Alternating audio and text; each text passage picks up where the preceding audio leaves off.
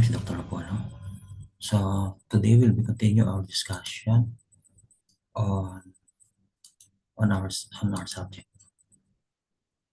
So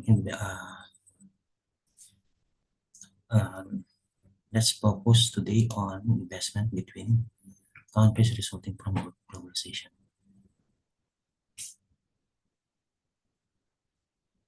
So investment due to globalization. So globalization has led increased foreign direct investments (FDI), where businesses invest capital in other countries. Yeah, for example, George Soros and other billionaires. This often involves establishing operations, acquiring assets, or, or forming partnership abroad, or in the stocks now in equity. In the same example. Nowadays, very easy because of the online. Example of global investments, we have Toyota in UK. Toyota, a Japanese automobile company, has invested heavily in manufacturing plants in UK.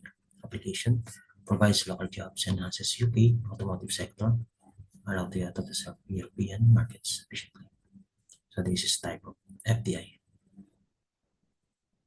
By the way, why they are doing this one? Because of country over free taxes, and then some countries have good labor, talent, and sourcing of materials. For example, China. Apple's operation in China invested billions in manufacturing partnership with Chinese companies like Foxconn. Application reduces production costs, leverages China manufacturing infrastructure, and allows Apple to meet global demand. So this is an outsourcing. And then they sell Apple in New York at thousand times now. Cheap labor materials. Huawei investment in Africa. Chinese tech company has built telecom infrastructure across many African nations. Why? Because of cheap labor. Application improves digital connectivity in developing countries. Opens new market for Huawei, strengthens China-Africa trade ties. So this is infrastructure FDI for investments. Amazon has invested over 6 billion in its Indian e-commerce and logistics operation. Application taps into one of the world's largest consumer markets and creates local employment opportunities. Amazon is now in the Philippines. So this is market seeking FDI. Application of cross-border investment or developing countries like bring capital, technology, and infrastructure. So that's the reason for companies open new markets, reduces costs, and increase global competitiveness, especially the raw materials. For economies, boost GDP growth, enhances employment, and encourages innovation.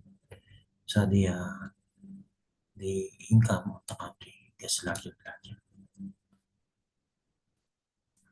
So let's move on to another part. So let's talk about investment due to globalization. So globalization has led to increased FDI, where businesses invest capital in one country. This often involves establishing operation, acquiring assets, or forming partnership abroad. So that's the purpose now. Example, global investment, Toyota, and Apple.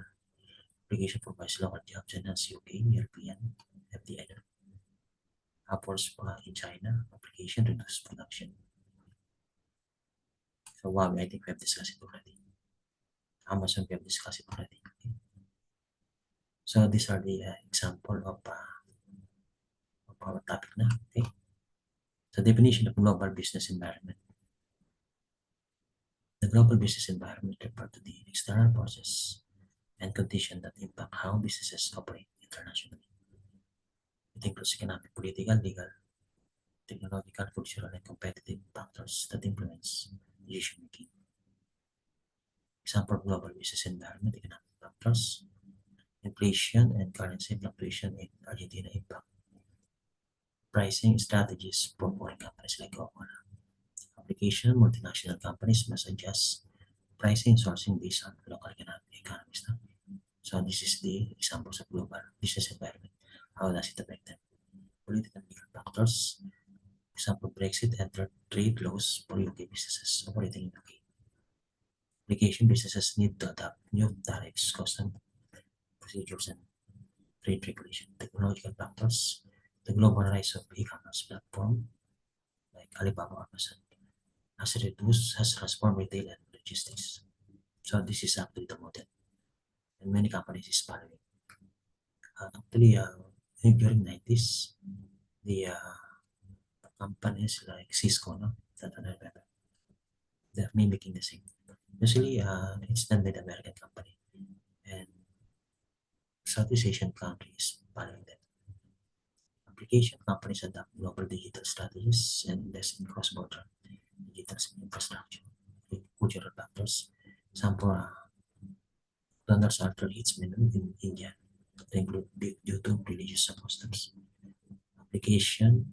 Global firms tailor marketing and product offering to fit local cultures and consumer needs. Competitive environment. Samsung Apple compete globally in smartphone markets with different strategies in Asia, Europe, and North America. So application firms analyze regional competition and differentiate products to maintain global edge. No? So that's the competitive environment. Okay, so applications of the global business environment. Strategic planning helps businesses evaluate opportunities and risks in foreign markets. Also market entry. No? For example, we have a new product. Influence whether a firm chooses exporting, franchising, joint venture, or wholly owned. No? What's the market entry? Because if the competitor then have franchise, so franchise is okay. Market risk management companies use political and economic analysis to navigate uncertainty. Yeah, because uh, they have to calculate the risk.